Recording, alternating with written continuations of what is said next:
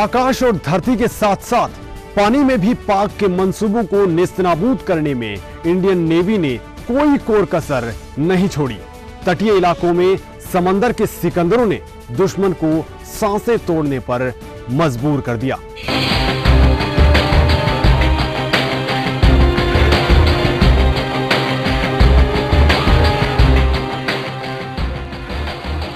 भारतीय इतिहास में 1971 का युद्ध इस बात के लिए भी अहम था कि इस युद्ध में जमीन और आसमां ही नहीं, जल से भी इंडियन वॉरियर्स ने अपने जलवे दिखाए। अब तक किसी भी युद्ध से दूर रही इंडियन नेवी इस बार पूरी तैयारी के साथ थी। इमरजेंसी के ऐलान के साथ ही समंदर के सिकंदरों ने पाकिस्तान को मुंहतोड़ जवाब देने की ठान ली। दुश्मन को समंदर में शिकस्त देने के लिए इंडियन नेवी ऑपरेशन ट्राइडेंट के साथ पूरी तरह तैयार थी। 3 दिसंबर की रात ठीक 8 बजे सौराष्ट्र समुद्री तट से लड़ाकू जहाजों को दुश्मन को उसकी मांद में घुसकर मारने के लिए रवाना कर दिया गया था। लड़ाकू बेड़े का लक्ष्य था कराची पोर्ट को नेस्तनाबूद करना। 3 दिसंबर की रात ठीक 11:20 पर P-15 टर्मिट एंटी शिप मिसाइलों से लैस भारतीय युद्धपोतों ने कराची और उसके आसपास के इलाके में तबाही मचानी शुरू कर दी। सबसे पहले निर्घात में दुश्मन सेना के जंगी जहाज खैबर को खामोश किया। बारी थी अगले टारगेट की। INS वीर ने पाकिस्तान के दूसरे जहाज मुहाफिज को तबाह करने का काम किया। ताबड़तोड़ हमलों ने दुश्मन के ऑयल टैंकों को भी आग के हवाले कर दिया था। जब पश्चिमी तट पर तूफान था तो भला पूर्वी कैसे शांत रह सकता था।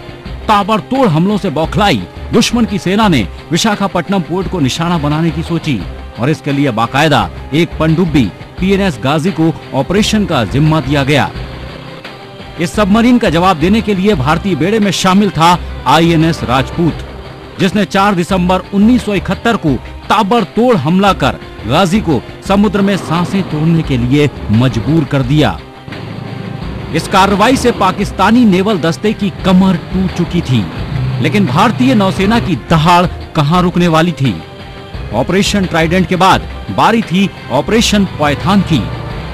एक बार फिर 8 दिसंबर को रात तकरीबन 11 बजे पाकिस्तान का पश्चिमी तट भारतीय नौसेना के हमलों से थर्रा उठा था। ये भारत द्वारा की गई ऐसी कार्रवाई थी जिसने न केवल कराची शहर बल्कि पूरे पाकिस्तान को दहला कर रख दिया था। और 9 दिसंबर आते आते इंडियन नेवी ने दुश्मन देश के 10 युद्धपोतों और वेसल्स को समुद्र की गहराई में समा जाने के लिए मजबूर कर दिया।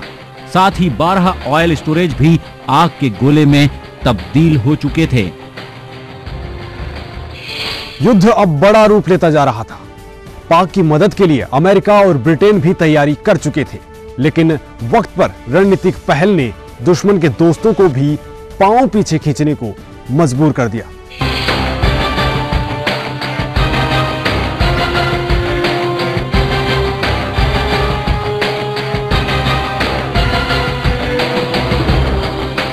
अब यह युद्ध भारत और पाकिस्तान के बीच ही नहीं रह गया था, बल्कि अमेरिका भी इसमें उलझने जा रहा था।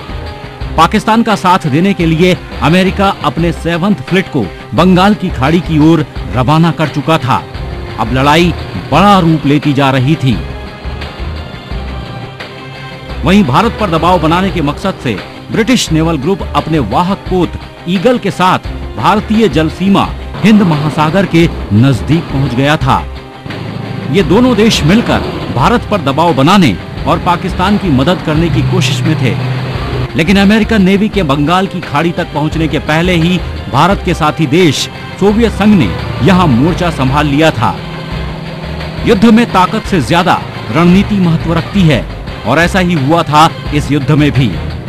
पाकिस्तान का साथ देने के लिए भले ही अमेरिका और ब्रिटेन दोनों साथ आ खड़े हुए हों, लेकिन सही वक्त पर लिए गए सही निर्णय ने दो बड़ी ताकतों के भी हाथ बांध कर रख दिए थे।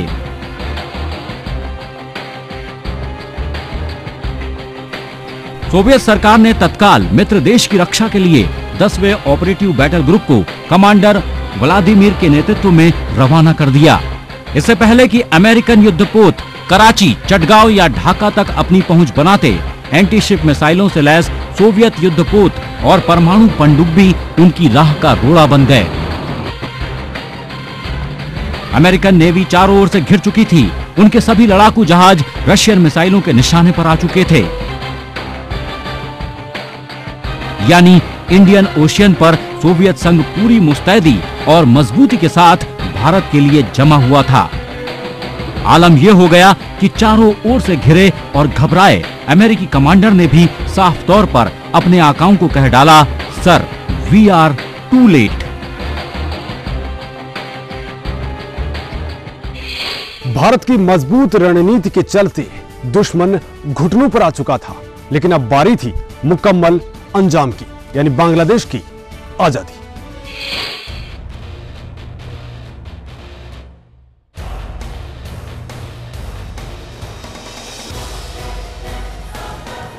इंडियन एयरफोर्स ने कराची के साथ साथ ढाका के एयरबेस को भी तबाह कर दिया। चटगांव के बंदरगाह को तबाह करने के साथ ही पाकिस्तानी सेना की तो जैसे कमर ही टूट गई।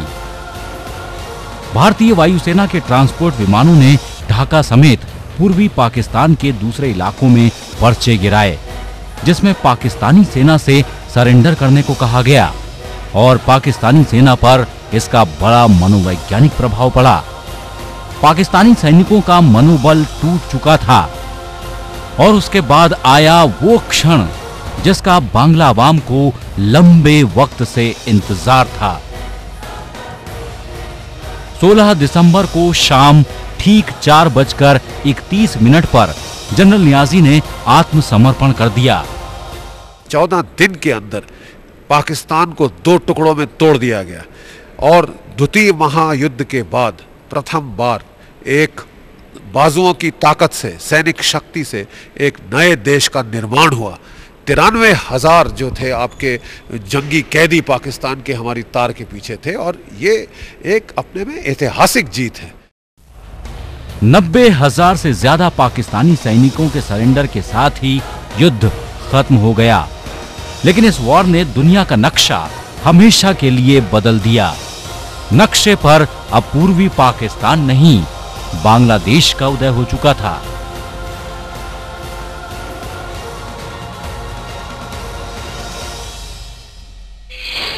दुनिया का नक्शा बदल चुका था, विजयी पताका फहराई जा रही थी, लेकिन इस युद्ध में हमारे भी कई वीरों को नम आंखों से विदाई दी जा रही थी। अपनी ताकत और बहादुरी से शौर्य गाथा लिखने वाले इन वीर जवानों को हमारा भी सलाम।